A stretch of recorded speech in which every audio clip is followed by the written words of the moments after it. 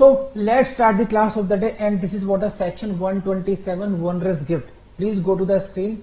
This is very important for your prelims exam. First question will come in your exam from the definition itself.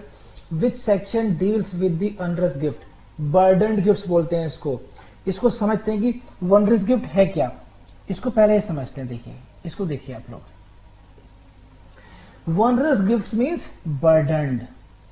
Wondrous gift is a gift of such property which is burdened with liabilities. It is a gift of non-beneficial property. इसको समझिए बस अभी, है ना, कि इसको समझने से पहले इस एग्जाम्पल को पढ़िए, ये अच्छी है. If the market value of the house is 10,000, एक घर की जो वैल्यू है, मार्केट वैल्यू है, एक घर की जो मार्केट वैल्यू है वो कितनी है? 10,000 है. But the taxes, other public charges और dues on it are worth 15,000. Value कितनी, मार्केट वैल्यू कितनी है? 10,000 है. लेकिन उस पर जो बर्डन है, उस पर जो लाइबिलिटीज है, वो कितनी है? टोटल 15,000. तो 10,000 की खुद की वैल्यू है, 15,000 का उस पर कर्जा होगा एक तरीके से. तो this house is a wondrous gift, wondrous property. अब इसको समझते हुए आप इसको समझिए क्या है. जैसे फॉर एग्जाम्पल अंजलि ढींगरा की नानी ने इनको बुलाया कि बेटा घर आओ, है ना, और इनको कहा कि मैं आपको एक कुछ गिफ्ट करना चाहती हूँ. कि बढ़िया बात है. अंजलि को लगा कि चलो गिफ्ट मिलेगा कुछ, कि देखो वो जो हमारा बंगला है ना वहां का, ये ग्रेटर क्लास में, वो मैं तुम्हें दे रही हूँ. वो क्या, ठीक है नानी, आते तो. अब लेकिन अंजलि का दिमाग थोड़ा दौड़ा कि टीपीए मैंने ही पढ़ रखा है, ये तो गिफ्ट के द्वारा ट्रांसफर हो रहा है, थोड़ा डिटेल में जाता हूँ प्रॉपर्टी के बारे में. तो वो जो प्रॉपर्टी, द प्रपोज गिफ्ट जो थी, वो उस गिफ्ट पर उसकी जो मार्केट वैल्यू है उसकी 1 करोड़ रुपया, लेकिन उस पर लोन है ऑलरेडी 1.5 करोड़ रुपए का. That property is mortgaged for rupees 1.5 crore rupees. तो मार्केट वैल्यू से ज्यादा तो उस पर कर्जा हो गया, यानी कि उसमें लाइबिलिटीज हो गई. अब जरूरी नहीं कि ज्यादा ही हो, कुछ भी लाइबिलिटी हो सकती है उस पर. तो ऐसी प्रॉपर्टी को हम लोग बोलते हैं बर्डन प्रॉपर्टी या वनरस प्रॉपर्टी. ठीक है.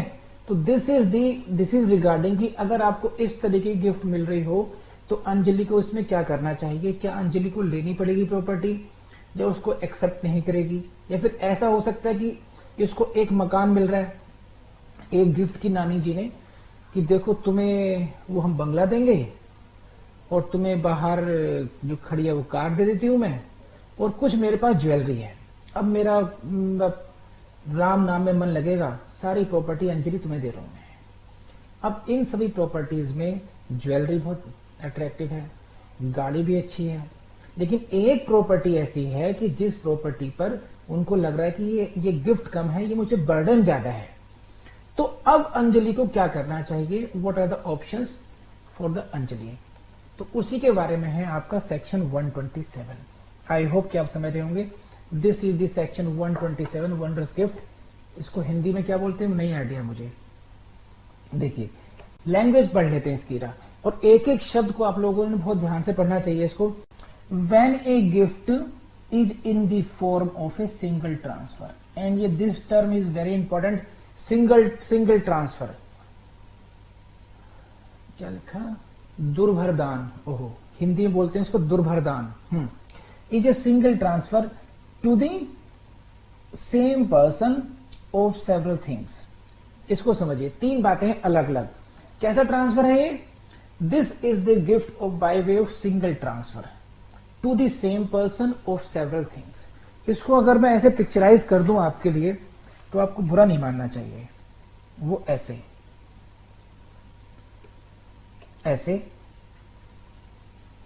Donor same, donee same. Properties are many properties, several things. समझे? लेकिन जो गिफ्ट का डॉक्यूमेंट है वो सिंगल है, only one document. So when by a single transfer, मतलब सिंगल गिफ्ट डीड, ऐसे समझिए. Several things are given to the one person, same person. Means Dhoni is same. How many properties? Several properties. इसको समझ लीजिए क्या क्या है screen पर, देखिए अच्छी तरीके से, है ना. What is important? कि the person transferer, that is the donor, he is also same. He is gifting the property to the same person. Same व्यक्ति को प्रॉपर्टी दी जा रही है. And how many properties are being given? There are several things, means more than one things are being gifted here. And कैसे दी जा रही है? That is very important. Through in the form of a single transfer. मतलब जो gift है वो एक ही transaction के द्वारा दी जा रही है. और क्या है? जो several things हैं, ये जो वस्तुएं हैं जो प्रपोज है, which are being gifted, of which one is burdened by an obligation. वो किसी लायबिलिटी से, ऑब्लिगेशन से बर्डन है, एंड अदर्स आर नॉट. जो मैंने अभी अंजलि का एग्जांपल समझाया था आपको, दोबारा पढ़ लीजिए स्क्रीन पे, क्योंकि आपके दिमाग में फिट हो जानी चाहिए. ये जो सेवरल थिंग्स हैं, जो whatever is being gifted to him, this is, इसको जो ब्लू एंड सर्कल्ड है, इसको समझिए बस पहले. Several things of which one is burdened, one burdened है and others are not. If there are several properties which are being gifted, जैसे in case of the example I discuss, Anjali को क्या क्या दिया जा रहा है? एक मकान दिया जा रहा है जो कि बर्डनड है. Burdened with an obligation means वो मॉर्गेज है, उस पर कुछ लोन लिया गया है, तो one of the property is at least burden. And other properties, jewellery, car and other things are not burden. So this is the gift की नेचर. ट्रांजैक्शन को समझिए, एक ही व्यक्ति को, the gift is being made to the same person. There are not several persons, this is only for the same person, but several things are being given to him. Okay, लेकिन most important बात है, this is by way of single transfer. ऐसा नहीं है आज एक gift करी कि अंजलि आज तुम ज्वेलरी ले जाओ, आज मैं तुम्हें ज्वेलरी गिफ्ट कर रही हूं, आज तुम्हारा बर्थडे है, सारी ज्वेलरी तुम्हारी हुई, ठीक है जी. अगली बार आई, तुमने अच्छे मार्क्स लाए टेस्ट में, ये लो गाड़ी भी तुम्हारी हुई, ये दूसरा ट्रांजैक्शन हो गया. अब अगली बार आई किसी खुशखबरी के साथ कि लो मकान भी तुम्हारा हुआ. Now in this example, Anjali is getting the property through different transfers. It is not a single transfer. एक हुआ कि मैडम ने, जो नानी जी हैं, उन्होंने एक पैकेट बना रखा है कि लो बेटा, इस पैकेट के अंदर कुछ ज्वेलरी है, गाड़ी की चाबी है और मकान के पेपर्स हैं. तो ये हुआ सिंगल ट्रांसफर के द्वारा. तो ये बताइए मुझे, ये बात समझ में आई या नहीं आई? लेट मी, यहीं तक समझाइए पहले बस, ताकि इससे आगे बढ़ूं फिर मैं. चलिए अब नेक्स्ट पर आते हैं. इसको देखिए, if it is happening then later part, the donee can take nothing, Dhoni can take nothing by the gift unless he accepts it fully. Dhoni को उस गिफ्ट में कुछ भी नहीं मिलेगा जब तक कि उस गिफ्ट में वो सभी कुछ, unless he accepts it fully. It means what? You have no choice. Either to you leave it or you accept it fully. या तो आप इसको पूरी तरीके से गिफ्ट को एक्सेप्ट करो, otherwise you will get nothing. It means what? जो गिफ्ट का पैकेट मिल रहा था अंजलि को through single transfer, which was containing the key of the car and jewelry and the deeds or the conveyance, sale deeds, etc. registry of the house. वो तीनों, या तो इसको तीनों एक साथ लेनी पड़ेंगी या उसको छोड़ना पड़ेगा. ऐसे समझ लीजिए, शिवम बंसल के लिए मैरिज का प्रस्ताव आया, ठीक है. तो घर में डिस्कशन हुआ. अभी लड़की का फोटो किसी ने देखा नहीं है. डिस्कशन हुआ कि लड़की बहुत अमीर राजाओं के खानदान की है ना, वो लाखों करोड़ों का दहेज लेकर के आएगी, बहुत पढ़ी लिखी भी है, ठीक है, गुणी है, संपन्न है, सब कुछ ठीक है. लेकिन थोड़ा क्या है, उसको देखने में थोड़ी प्रॉब्लम है ना. वो एक साथ कई लोगों को देख पाती है. उसका जो फोकस है आंखों का, वो कुछ इस तरीके का है कि इधर भी उधर भी सब दिखता है उसको. वो तो कुछ आईज में प्रॉब्लम है, छोटी सी बात है, बस हल्का फुल्का तुतलाती है और थोड़े बाल भी उड़े हुए हैं, बाकी सब ठीक है. अब ये कंप्लीट पैकेज है. नाउ शिवम बंसल विल, अब शिवम ये नहीं कह सकता कि देखो प्रॉपर्टी मुझे दे दो और लड़की के साथ आप रहिए, आप अपना जीवन गुजारिए लड़के, मुझे कोई दिक्कत नहीं है, मुझे केवल वो दे दीजिए। You can not choose one, you will have to take this gift with entirety. Gift, अब प्लीज माइंड मत कीजिएगा, मैं कॉन्सेप्ट समझाने की कोशिश कर रहा हूं केवल, कि दुल्हन के साथ जो दहेज है वो भी आएगा, दुल्हन भी आएगी। आप ऐसा नहीं कर सकते दुल्हन को घर रख लीजिए, दहेज भेज दीजिए। तो वही है वही है ये कि आपको एक्सेप्ट करना है तो फुल्ली एक्सेप्ट कीजिए इसको, accept it fully, otherwise you will get nothing. Donee can get nothing out of this unless he accept it fully. Why? अभी टेक्निकलिटी समझ लीजिए। देखिए क्या है लैंग्वेज, इसके द्वारा समझते हैं हम लोग। When the gift is in the form of a single transfer, यही कीवर्ड है, ध्यान रखना। अगर प्रीलिम्स में क्वेश्चन आ जाए तो डोंट फॉरगेट दिस वर्ड कि whether it is the single transfer और इट इज द सेपरेट और इंडिपेंडेंट ट्रांसफर्स। ऐसा तो नहीं है, सिंगल ट्रांसफर होना चाहिए number 1, to the same person होना चाहिए नंबर 2, ऑफ सेवरल थिंग्स होनी चाहिए number 3, and what kind of things, out of which one is burdened and others are not burdened। ये 4th point हो गया।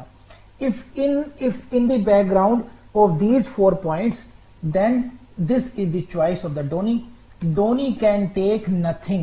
Donee can take nothing unless he accepts it fully। अब मुझे बताइए ये बात समझ में आई है नहीं आई है? बस तो this is the first part of the 127 is complete from my side. ठीक है, now I move to the second part.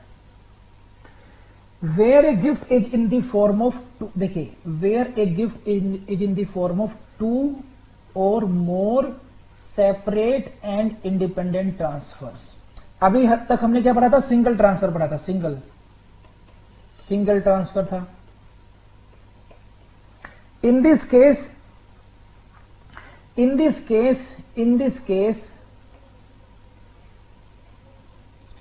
this is the 2 or more separate and independent transfers। This is not in single transfer, this is what separate and independent transfers। single transfer नहीं है ये। तो first paragraph was dealing with the single transfer, second para is dealing with the separate and independent transfers। अब वही बात है, same person several things, in that case donee is at liberty। पढ़ाता हूं पहले आप लोगों को, है ना, फिर एक्सप्लेन करूंगा। Donee is at liberty to accept one of them and refuse the others, although the former may be beneficial and the later may be wondrous। अब ऐसी स्थिति में जब यहां पर ऐसा मामला होगा, when the gift is being made in the form of 2 or more separate and independent transfers, ये जो शब्द है ध्यान रखना, 2 or more separate and independent transfers. इसका मतलब क्या हुआ? अब इसका मतलब यह हुआ कि शिवम भाई साहब ने वो शादी एक्सेप्ट कर ली, यानी कि जो वनरस गिफ्ट थी वो इन्होंने एक्सेप्ट कर ली। दुल्हन भी घर आ गई और दहेज भी घर आ गया, सही है। अब इन्होंने अपनी ससुराल जाना शुरू किया, ससुराल गए तो उनको पहली बार जब गए तो उनको फिर एक गिफ्ट मिला। ठीक, इस बार उनको क्या गिफ्ट मिला? जाते ही मान ली स्वागत हुआ तो इनको कहा गया कि ठीक है, वहां जो हमारा जो क्लॉट प्लेस में जो दुकान है वो आपकी हुई, ठीक है। तो ये एक हुआ। दूसरा क्या हुआ? फिर ताऊ जी आ गए लड़की के, उन्होंने कहा कि बेटा आप एक काम करो, चांदनी चौक की दुकान में आप संभाल लो, ठीक है। और फिर आया तीसरा क्या हुआ कि आप एक काम करो, मुखर्जी नगर के जो कॉमर्शियल कॉम्प्लेक्स है वो भी आपका होगा। Now you are getting the property by 2 or more in separate and independent transfers। अब यहां पर सिंगल ट्रांसफर से प्रॉपर्टी नहीं आ रही है अब। And if any of those property is burden, अगर उसमें से कोई बर्डन है property, then he is at liberty, donee is at liberty to accept one of them. कि मैं तो साहब बस चांदनी चौक वाले दे दो बस, जिस पर कोई लोन नहीं है, बाकी आप अपने पास ही रखिए। तो इन दिस केस ये नहीं है कि उसको सभी प्रॉपर्टीज को एक्सेप्ट करना पड़ेगा, है ना। तो यहां पर हमें ये देखना पड़ेगा whether this is the case of single transfer और this is the case of 2 or more separate and independent transfers। In case of single transfer, when the gift is in the form of single transfer, Dhoni has no liberty. Either he will have to accept it or reject it completely. Otherwise, he cannot pick and choose in that property. But if the transfers are in the form of two or more separate independent transfers, in that case, Dhoni is at liberty to choose one and to not to choose the other. जो उसको beneficial लगेगा उसको वो accept कर सकता है और burden को वो या वनरस को वो छोड़ सकता है। तो ये मुझे बताइए बात समझ में आई या नहीं। Now next part, onerous gift to disqualified person, इसको भी देख लेते हैं। A donee not competent to contract. A donee not competent to contract means what? The person who is not competent to contract कौन कौन से होते हैं? यहां पर अगेन देखिए क्या टर्म आ रही है? A donee not competent to contract. अब ये जो टर्म है नॉट कॉम्पिटेंट टू कॉन्ट्रैक्ट को, इसका मीनिंग कहां से ड्राइव करेंगे आप? इंडियन कॉन्ट्रैक्ट एक्ट से करेंगे। और क्यों ड्राइव करेंगे?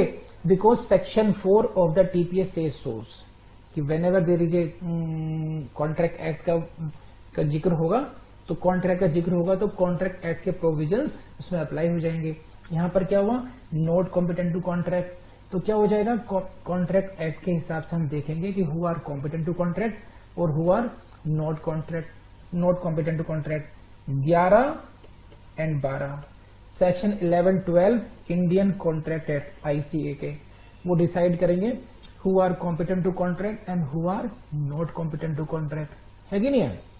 Now it means what? कौन कौन से हैं? माइनर है, माइनर और पर्सन ऑफ अनसाउंड माइंड है।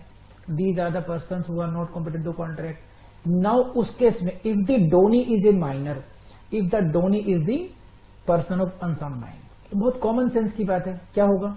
पढ़ लीजिए।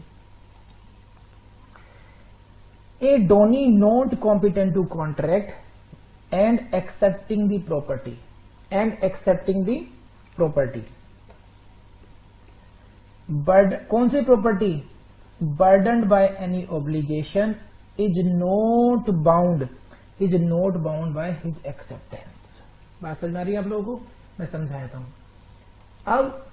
अब शिवम बंसल जी का गृहस्थ जीवन बढ़ गया आगे को, है ना। अब उनका एक नन्ना मुन्ना बच्चा भी हो गया, 5 साल का खेलता हुआ बेटा हो गया। अब उसको लेकर ससुराल गए, देखो कितना शिवम बंसल का गिफ्ट मिल रही है आज, मजा आ गया शिवम का आज। तो जो बच्चा है 5 साल का, उसको उसकी नानी ने एक गिफ्ट किया, ठीक है, कि बेटा एक काम करो, ये जो मैं मकान है आपको दे रही हूँ, आपके पिताजी को बहुत दे चुके, अब ये आप ये लो। बच्चा भी खुश कि बचपन में इतना बड़ा कुछ मिल गया, है ना। लेकिन अब उसको जब बड़ा हुआ, वो 18 उसने क्रॉस किया, तब उसको आइडिया लगा कि नानी ने तो कुछ और ही चिपका दिया, इस पर ये इसकी मार्केट वैल्यू है 20 लाख, इस पर 30 लाख का तो लोन ही है। अब ये क्या हुआ? तो that gift was accepted by him when he was on his behalf by this Shivam. तो he was the minor at that time. तो whether he is bound by his acceptance और नॉट, उस एक्सेप्टेंस से बाउंड है या नहीं है, जो बर्डन प्रॉपर्टी की है, तो उसके बारे में बात कहता है कि not bound by his acceptance. दोबारा पढ़ लीजिए। A donee not competent to contract and accepting the property burden by any obligation is not bound by his acceptance. बात समझ में आ गई? आगे देखिए। But if after becoming competent to contract, जब वो कॉम्पिटेंट टू कॉन्ट्रैक्ट हो गया, number 1, number 2 and being aware of the obligation, और उसको ऑब्लिगेशन का भी चल गया पता। 3rd, he retains the property given, then he becomes bound by that gift. समझ में आ रही बात आपको? तो ही रिटेन्स द प्रॉपर्टी। तो इसमें जब बच्चा बड़ा हो गया, है ना, कॉम्पिटेंट हो गया कॉन्ट्रैक्ट, या फिर अनसाउंड माइंड का व्यक्ति था, उसका ट्रीटमेंट हुआ और वो सही हो गया, now he becomes the competent to contract, number 1। And now he becomes aware of the obligation, उसको ये पता चलता है कि ऐसे ऐसे ऑब्लिगेशन इस पर हैं, है ना। And after that also, after coming to the knowledge of that obligation, he decides to retain the property, कि नहीं नानी ने दिया है, जैसा भी है मेरे लिए आशीर्वाद के रूप में, अब देखा जाएगा जो भी होगा, हम मेहनत करेंगे, हम उसको समझा, मार्केट वैल्यू कभी ना कभी बढ़ जाएगी इसकी। तो he retains the property, then he becomes so bound, फिर वो उसकी ऑब्लिगेशन से ही बाउंड होगा। तो it means he has liberty to get it, to refuse to accept it. तो उसके पास उतना टाइम है till he becomes the competent to contract. तो आई सपोज कि ये आपको बहुत बहुत मुश्किल चीजें है नहीं, एक बार पढ़ानी थी, वैसे आपको समझ में आ गई होगी बात अभी है। सो इसमें एक लाइन है, आप लोग लिख लीजिए, the principle underlying this rule discuss is based on the maxim क्रिसेंसिट कोमोडम डेबिट एटसेंटायर ओनस। अब ये जो प्रोनाउंस तो बहुत अच्छे तरीके से मुझसे हो नहीं पाएगा इसका, ये आपकी स्क्रीन पर है, इसको लिख लीजिए और इसका मीनिंग आप जरूर याद कर लीजिएगा, प्रिलिम्स में काम आएगा आपके। इसका मीनिंग क्या है, ये लिखिए आपकी, क्रिसेंटिसिट कोमोडम डेबिट एटसेंटायर ओनस, which means one who accepts the benefit of a transaction must also accept the burden of it। जो व्यक्ति किसी ट्रांजैक्शन के बेनिफिट को एक्सेप्ट करता है, वो उसके जो बर्डन है, उस पे जो बर्डन है उसको भी उसे एक्सेप्ट करना पड़ेगा। इतनी सी बात है, इसको लिख लीजिए, वन हु एक्सेप्ट, मेरे ख्याल नोट्स में दे रखा है मैंने आपको ये। This rule is similar to the doctrine of election, यहां से प्रीलिम्स में क्वेश्चन मिल जाएगा। Which provision of the gift is similar to the, which provision is similar to the doctrine of election. यहां पर भी क्या, इलेक्शन का मतलब यह नहीं चुनाव लड़ने, यहां पर आपको चुनना पड़ रहा है, इतनी सी बात है ना। दो प्रॉपर्टीज है, एक वनरस है और अदर इज प्रॉस्पेरस, एक बर्डन है and other is beneficial for you.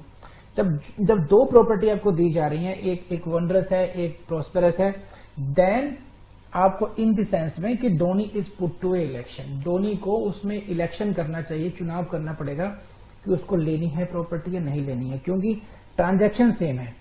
Same transaction में अगर अलग अलग ट्रांजैक्शन होंगे, अलग अलग गिफ्ट होंगी, उस केस में उसको फिर ये बात ही खत्म हो गई, वो जो ट्रांजैक्शन उसके लिए बेनिफिशियल हुआ वो एक्सेप्ट कर सकता है and he will get the property as well. तो यहां से भी क्वेश्चन आएगा एक प्रीलिम्स का, डॉक्ट्रिन ऑफ इलेक्शन से सिमिलैरिटी हो गई, एंड दूसरा इसकी ये जो मैक्सिम है जिस पर इसका ये सिद्धांत बेस्ड है, इसके मीनिंग पर क्वेश्चन आएगा, one who accept the gift benefit of transaction must also accept the burden of it, इस पे से क्वेश्चन आएगा। इसको भाई ये जो मैक्सिम है इसको रट लीजिएगा, क्योंकि मेंस में आपको लिखना पड़ जाएगा और फिर वहां पर आपकी स्पेलिंग्स मिस्टेक होंगी, तो रिटर्न लिख करके बार बार इसको अच्छी तरीके से याद करना, मेंस में आपको अच्छे मार्क्स मिलेंगे। और दूसरा बात, जो लोग एचजीएस का एग्जाम देना चाहते हैं, वहां पर खासकर यूके में, वहां पर एक अलग से पेपर आता है, अलग से क्वेश्चन होता है कि वो उसमें कहते हैं एक्सप्लेन द फॉलोइंग मैक्सिम्स। तो एटलीस्ट जो मैक्सिम्स आपके सिलेबस में आती हैं, जैसे टीपीए में आई, तो या एविडेंस में है, जहां जहां आपको लीगल मैक्सिम्स की प्रैक्टिकल यूटिलिटी के हिसाब से मिलती हैं, उन मैक्सिम्स को आप अलग से, जैसे रेस जुडिकेटा सीपीसी में पढ़ते हैं हम लोग, 3 मैक्सिम्स हैं, तो ऐसे ही है, या आईपीसी में पढ़ते हैं, तो इन मैगजीन्स को अलग से नोट्स बना करके उनके मीनिंग को, उनको कहां पर यूज किया गया उनको लिख लीजिए, क्योंकि मेंस में खास करके एचजीएस और खास करके उत्तराखंड एचजीएस में ऐसे क्वेश्चंस मिलते हैं। ठीक है, आई होप कि कर लेंगे आप लोग इसको। आप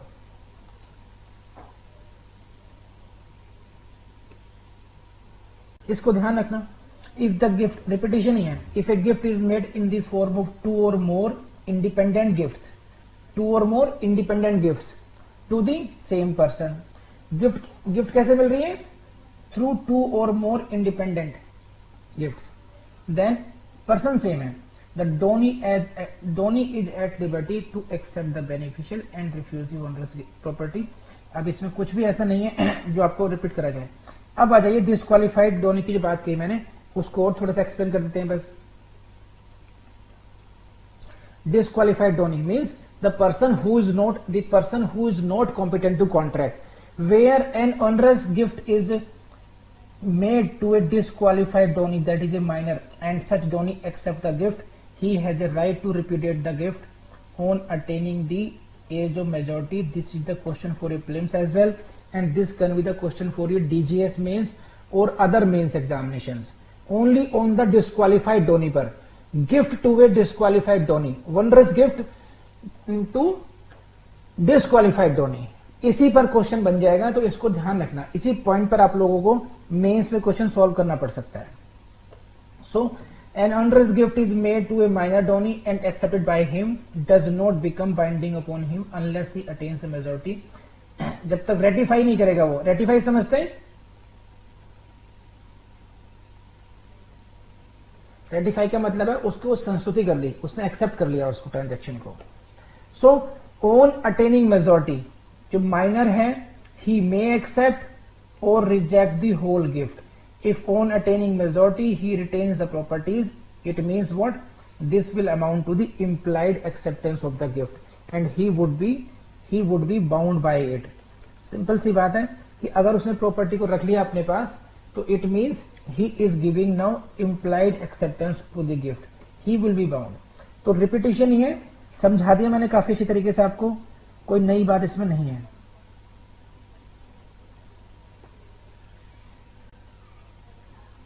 हाँ, ये खास बात ध्यान रखना, बस इसको ध्यान रखना. दिस इज वेरी इंपॉर्टेंट, इसको ध्यान रखिए. As regards the donor, the gift is complete as against the minor donee as soon as minor accepts the gift. ये जो बात है, this is a technical point, ये समझ लीजिए. जो नानी है, शिवम के बच्चे की नानी, यानी कि शिवम जी की सासू मां, उन्होंने जो गिफ्ट करा, उन्होंने जो गिफ्ट किया, कुआ हर, मतलब as with regard to her, the gift is complete, the gift is complete as soon as the minor accept the gift. समझे? आप बात समझ रहे? यानी कि अगर नानी ये नहीं कह सकती अब कि जब तक बच्चा वालों माइनर नहीं, अभी मेजर नहीं हुआ, 10 मेजोरिटी 10 नहीं किया उसने, तो क्या नानी के पास ये ऑप्शन है कि वो गिफ्ट वापस ले लें? ना, because the gift has been accepted, this is a complete transaction. Now gift है, बच्चे के पास तो है ये राइट कि वो उसको रिजेक्ट कर दे, लेकिन जो डोनर है उसके पास ये राइट नहीं है. जैसे ही एक्सेप्टेंस हुई, गिफ्ट इज कंप्लीट. आपको मेरी बात समझ आ रही है? मैं इसको एग्जाम्पल समझाता हूं. नानी ने जो गिफ्ट किया मकान, नानी ने एक दुकान गिफ्ट की शिवम के बच्चे को. वही स्टोरी चल रही है हमारी आज, है ना. अब नानी को 5 साल बाद ऐसा लगा कि मुझे वो गिफ्ट वापस लेनी चाहिए, और अभी है ही कितना, 16 साल का है, 10-12 साल का है, तो अभी तो मैं वापस ले सकती हूँ? नो. जैसे ही वो गिफ्ट एक्सेप्ट हुई थी, वो गिफ्ट कंप्लीट हो गई, प्रॉपर्टी हैज बीन ट्रांसफर. क्योंकि ये माइनर का केस है, तो स्पेशल केस ट्रीट करते हुए now the minor will decide after attaining the majority whether to keep that property. और माइनर के पास तो ये राइट है कि उसको वापस कर दे, treating it as the burden property. But the donor के रिगार्ड गिफ्ट इज कंप्लीट. पढ़ लीजिए एक बार. Donor as regards donor, the gift is complete. उसके संबंध में गिफ्ट कंप्लीट हो चुकी है. ठीक है? कब? As soon as the minor accept the gift. Donor cannot take back the property unless the minor on attaining majority rejects the gift at his options. Donor अपनी प्रॉपर्टी को वापस नहीं ले सकता, डोनर उस संपत्ति को वापस नहीं ले सकता unless the minor on attaining majority rejects the gift. जब तक कि माइनर खुद उस प्रॉपर्टी को रिजेक्ट ना कर दे, है ना. उस गिफ्ट को रिजेक्ट करेगा जो कि उसकी स्वेच्छा पर निर्भर करता है. Only then donor can get back this property. Otherwise donor ने जो दान दे दिया वो तो दान चला ही गया. अब इसमें एक ट्विस्ट और है.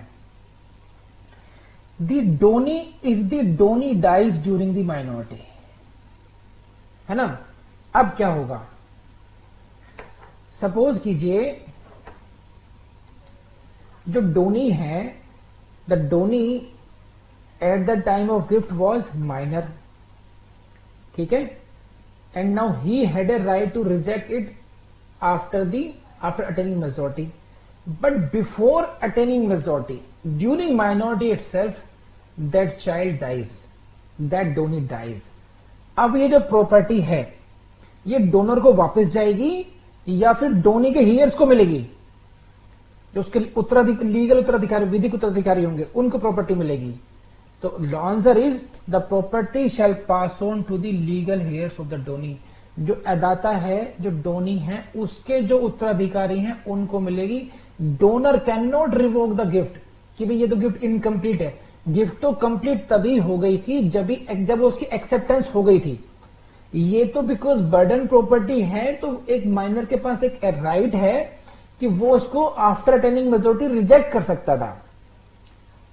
तो अगर उस रिजेक्शन से पहले ही, क्योंकि गिफ्ट का स्टेटस क्या है, gift is complete, as soon as the gift is accepted, donor के हाथ पैर कट चुके हैं, डोनर को प्रॉपर्टी वापस अब नहीं मिलेगी। आप समझ रहे हैं इस बारे में? The gift is complete as soon as the gift is accepted. So even if the donee dies before attaining majority, this property will not go back to the donor. It will devolve upon the legal heirs of the donee। जो अदाता है, उसके जो विधिक उत्तराधिकारी हैं, उन पर प्रॉपर्टी वो आएगी, ना कि वापस डोनर के पास जाएगी। तो आई होप की बात समझ में आई होगी आपको।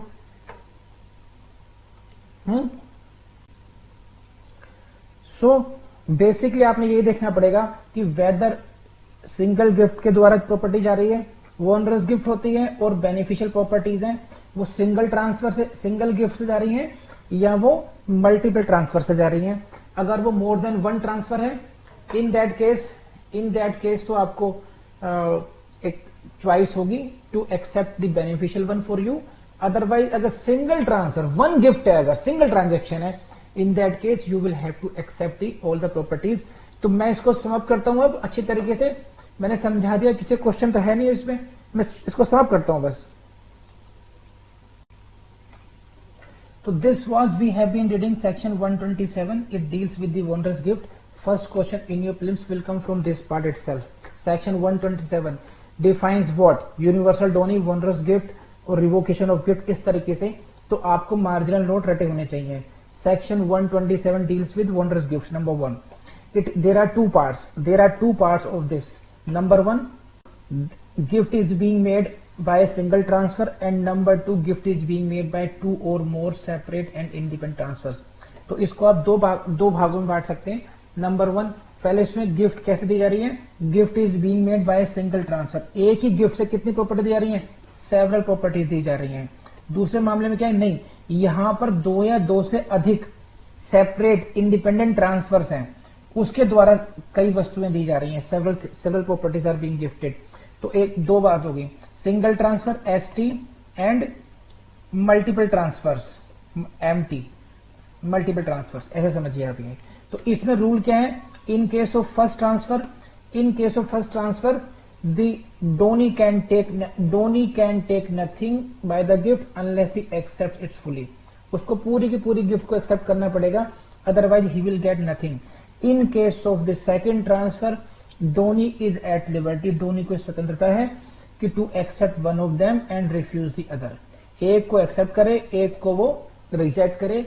This is the liberty of the donee in the second case. सही है, तो ये है। एंड सेकेंड पार्ट जो लास्ट का पार्ट था कि डिसक्वालिफाइड पर्सन के उसमें क्या होगा, onerous gift to disqualified person, in that case he is not bound, the person not competent to contract is not bound by his acceptance and he has right to revoke it।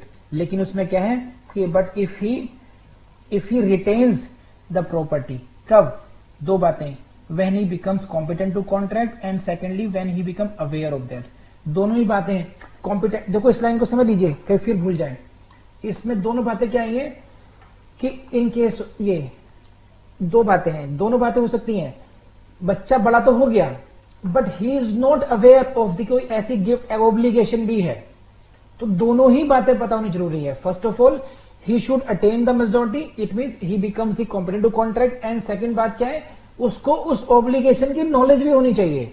If he is not aware of the obligation then उसको फिर एक time gap मिलेगा कि कब उसको aware हो गया, because he can choose to accept or to reject the gift only if he is aware of the obligation। ठीक है, तो दोनों ही बातों को लिखना वहां पर। अब मेंस में don't forget this, becoming the competent to contract and being aware, after that he retains the property, then he becomes bound. अब ये आप कहेंगे प्रूफ कैसे होगा, ये फैक्चुअल प्रूफ होगा कि एग्जैक्टली वो सर्कुमस्टेंसेस में, उन सर्कुमस्टेंसेस में उसको ये प्रिज्यूम करना चाहिए नहीं करना चाहिए कि उसको पता होगा। मान लीजिए लोन था, अब लोन वाले आ रहे हैं 12 मांगने के लिए, पहले से आ रहे हैं कि जी किसने की, तो बच्चा ये कहे कि मुझे तो पता ही नहीं था, ऐसे कैसे हो गया। ऐसा नहीं होगा ना, अगर ऑब्लिगेशन होगी तो पता चलेगा। तो दोनों ही बातें ध्यान रखना बस ये। तो I hope this is sufficient, मैंने पढ़ा दिया डिटेल में और आपको फिर एक क्विक रिवीजन भी करा दिया इस बात का। Is it sufficient for you? तो I hope you like the class. लेकिन मुझे पता कैसे चलेगा आपने लाइक किया नहीं किया, बताइए। आपको लेक्चर पसंद आया, जितने एफर्ट्स मैं लगा रहा हूं आपके साथ, मुझे पता कैसे चलेगा, आप मुझे बताइए। मुझे पता चलेगा उससे कि आपने लाइक का बटन दबाया नहीं दबाया, आपने उसमें कमेंट किया या नहीं किया, बस इन दोनों से पता चल जाएगा। सब्सक्राइब आपने कर ही लिया होगा, नहीं किया तो अपना नुकसान करेंगे आप, ये भी समझ लीजिए। तो अब ये सब्सक्राइब भी कर लीजिएगा और अपनी प्रैक्टिस कीजिएगा। और प्रैक्टिस करने के लिए मैं आपको बता चुका हूँ, हमारे ऐप पर आपके लिए MCQ टेस्ट की प्रैक्टिस के लिए बहुत अच्छे टेस्ट अपलोड कर दिए गए हैं और उनमें हम लोग और रेगुलरली उसको अपडेट करते रहेंगे। हमारी वेबसाइट पर भी बहुत ऐसा मटेरियल आपको मिलेगा, जैसे प्रीवियस ईयर से क्वेश्चन पेपर्स मिल जाएंगे वहाँ से। आप हमारे ऐप पर भी प्रीवियस ईयर्स के क्वेश्चन पेपर का हमारी योजना ये कि वहाँ पर हम लोग ये सॉल्यूशन भी डाल दे सर अच्छे तरीके से। तो बहुत कुछ कर रहे हैं, हम विधि की टीम कोशिश कर रही है। तो आप लोग विधि जुडिशियल एकेडमी की वेबसाइट और उसके ऐप को एक्सप्लोर करना नहीं भूलें। Thank you very much.